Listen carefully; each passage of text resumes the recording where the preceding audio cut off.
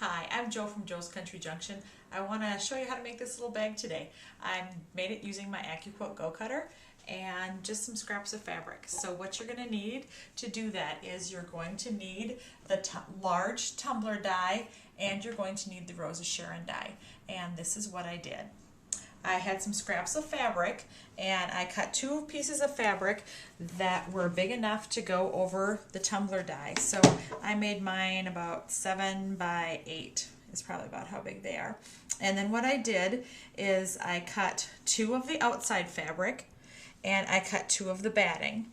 And then I went to my sewing machine and I just sewed a quilting pattern in there that made it kind of look like feathers. So after I did that 2 times, so I had 2 different ones, and I took it to my Go cutter, put it on top, and when I'm cutting fabric that has batting with it, I just only cut one layer at it, or one section at a time, because I think it makes it pretty heavy.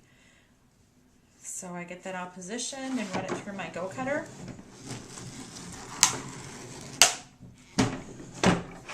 And when it comes out, I have a nice piece. Oops, some of my threads are catching from my machine stitching. And so there we go. We have a piece like this. Okay, so what we're going to do is we are going to take that piece and we're going to take a tumbler die of lining that I cut for lining, and I'm going to lay those on top of each other just like I did here. So you can see that's the bottom piece, and I put a piece of lining on the top. Then I took a ruler and I laid it along here, and this is at the 4-inch measurement, and I made a little line here and a little line here, and then I pinned this top part in place. Then I took my sewing machine and I sewed from here all the way around to here. I took my scissors, I clipped here, I clipped on the corners, and I clipped over there. And then I can turn it right side out.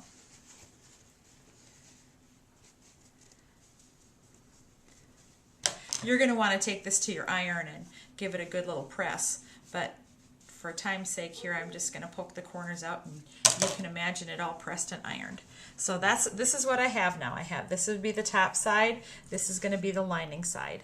So I can set that piece aside. And the next thing I'm going to do is I'm going to take the tumbler die that I already cut. I'm going to again measure that 4-inch measurement, and I'm just going to draw a line across there, and that's where I can cut. So now I have the piece that's going to be the front part of the little bag. So what I need to do is cut a 2.5-inch strip, and then I took the strip, I sewed it on like this, and I made binding just as you would bind a quilt. And here I have one already done. I forgot to tell you though that you need to put the lining on the back, and then you need to have the quilted piece on top, and then that's when you put the binding on. So the next thing that you do is you take this, and then you're going to lay this right sides down so that the right sides are together, and you're going to go like this, and I'm going to pin this in place and take it to my sewing machine and sew around it. I'll be right back and show you the next step. You can see I took it to my sewing machine and I sewed around the edge just as I told you I would. Now I clip the corners, and then now I can turn. Now I don't want to turn it right side out yet. The next thing I want to do is stick my fingers down in here and kind of poke that corner out like this. Lay that seam open the best I can. I want to take it to my ruler and my cutting mat here, and I want to measure at a 1/2 inch and draw a line here. And then I'm going to take it to my sewing machine and I'm going to sew across that line and clip the corner off. I'll do that for the other side too, turn it around and do it for this corner too. Then what I'm going to end up with is a little piece that looks like this. You can see how I already clipped the corner off and I already sewed right along there. The next step for you to do is to take this bag, and then you can turn it right side out like this, and then you have a little bag like this. If you want to, you can stop right there, put a little piece of Velcro there, and you have a little coin purse. But if you want, you can continue on with the directions. And to do that, what you do is there's a little printable pattern that you can find on Moda Bake Shop because this is a bake shop project that I'm doing and showing you how to do. For that, you can get the pattern there at modabakeshop.com. I took 2 pieces of fabric, I laid them together with a piece of interfacing, sewed around the edge, clipped the corner, and turned it right side out. And then I'm just going to turn this edge in a little bit here like this. What's going to happen is you're going to attach that right here onto your bag, right on this flap, right there like that. Then you're going to take 2 pieces of fabric. You're going to use steam-a-seam and steam-a-seam them together so you have one color on each side. You're going to use your Rose of Sharon die, and this is the 1-inch circle. You're going to lay that on there, and you're going to cut 2 pieces that are 1 inches. You can see that I have them there.